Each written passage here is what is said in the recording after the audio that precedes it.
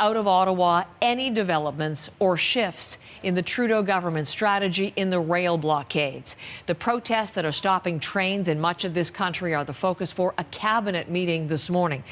And Janice McGregor is going to begin our coverage on that story. A meeting with his ministers again today, likely much more to come today. Let's, Janice, begin our conversation with what is ahead for the Prime Minister on this Thursday. That's right, Heather. Good morning. When we spoke yesterday, we were talking about the premiers convening a teleconference. They are, of course, very focused on the economic impacts of these ongoing rail blockades, not just the one near the Tyendinaga Mohawk territory in eastern Ontario, but others that have cropped up in various places, including yesterday, sort of heading east out of Montreal, and of course the one in Edmonton. The premiers, when they concluded their talks late in the afternoon, they came out with a short statement calling for a conversation now with Prime Minister Justin Trudeau himself. This meeting has not been scheduled yet, but they do want to sort of take this to the next level and I guess as a group express their concerns to the Prime Minister. As you say, Trudeau's cabinet also meeting this morning at about 9:30. We will hear from ministers again with their latest thoughts on this. But the focus now seems to be kind of in three areas, if I could just list them off. First, should a deadline be set for negotiations with the Wet'suwet'en hereditary chiefs and others who have acted in solidarity? That would provide some certainty for businesses who have been harmed by these rail blockades, but other people are arguing it could also be very counterproductive. It could really ramp up pressure on negotiations that could be, not helpful at a time when other Indigenous leaders, for example, have suggested that what the situation really needs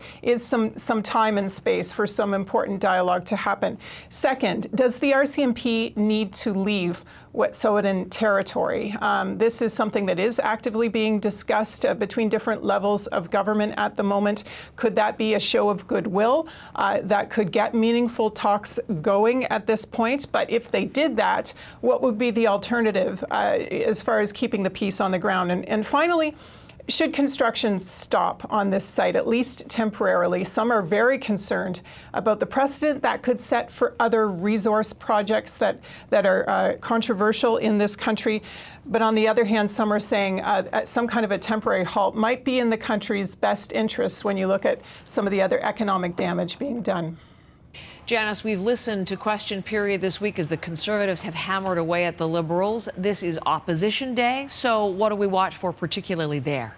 Well, the Conservatives have drafted a motion particularly on this topic. It was interesting. At one point, there was some talk that they could bring a confidence motion today. The Bloc Québécois, the NDP, shut that down, saying this is not something on which they're willing to vote in favor of non-confidence in the government at this point. So it is just a motion, but it is a critique, if you will. It calls for the House to stand in solidarity with, I'll just read from it here, every elected band council on the Coastal GasLink route.